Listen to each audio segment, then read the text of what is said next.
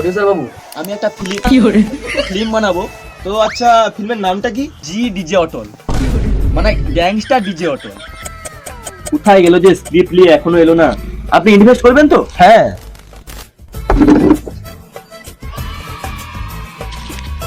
এটা হলো আমার স্ক্রিপ্ট রাইটার। কেন ধরুন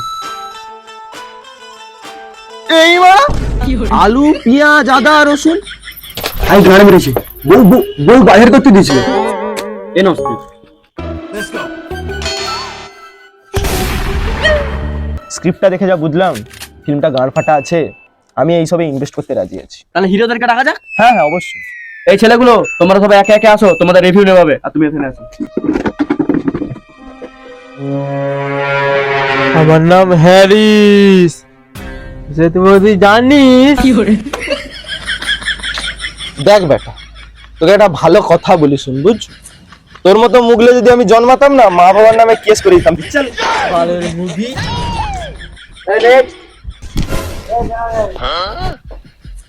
আপনি কি করতে পারেন দেখান। দিল না দিয়া লে বেটা, দিল না দিয়া লে বেটা। শালা এটা অ্যাক্টিং, সারেগাম আবার মঞ্চ নয়।